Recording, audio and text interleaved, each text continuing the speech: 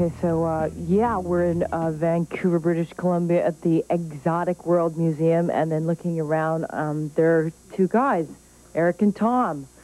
You've been from Copyright. Have you ever been described as exotic yourselves? No, I don't think so. Erotic, maybe? Erotic? Yes? Neurotic. Neurotic and erotic? Byronic.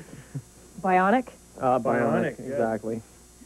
So looking around here, and in your travels, have you ever been to like any places that are similar to this, or what would you consider like memorable tour experiences? I find like Sarnia to be about the most memorable place that we've visited so far.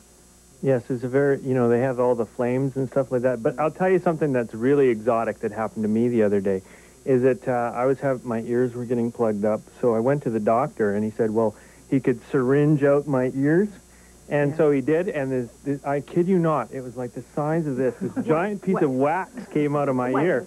As big as your ring or like your finger? The length of my finger here, and it was big and black, and the doctor was like, oh my God, I've never seen anything like this before in my life. That's incredible. It was like one of those alien movies. And did it go? It was still in the fetal stage, but Did you keep it? I wanted to, but he made me throw it away. No, you should have kept it. And I know, you brought it here. Yeah, you could have framed it and made your own exotic world.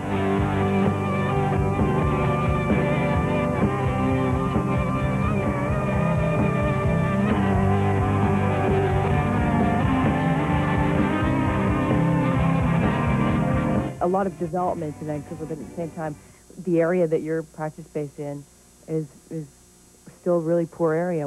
What about like the different classes and things here? This city has a ghetto in it, right?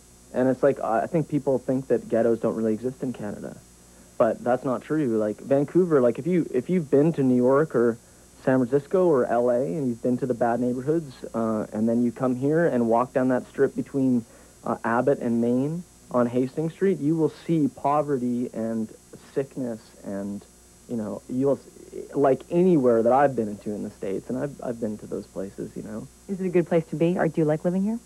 Yeah, we really like Vancouver. Yeah, it's really interesting, especially with like the real influx of other cultures that are coming in, like Asian cultures, etc. It's really cool. How do you guys come together and make music, and is it going to be like continually changing? Where are you moving towards now? I think that we're hoping to do something a little bit more dramatic, a little bit more, just a little bit heavier, a little bit more serious, maybe. What we're more interested in doing now is we're just more interested in sort of concentrating more on the show and stuff like that. And that's why Edgefest is really good for us, because we want to do something that's like a little bit more theatrical, a little bit more of performance.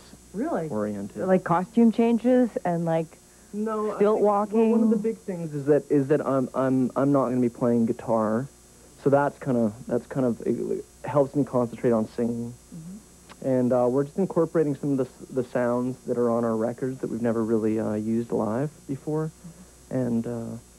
and so we're just trying some new stuff. Okay, so I think this looks like a good theatrical like stage thing.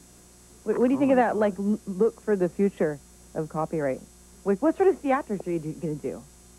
Pantomime, and especially when they turn the PA off. Yeah, and I've got a little suit, a little jester's outfit, and Eric's doing some stick juggling. Very good. Little West Coast performance there.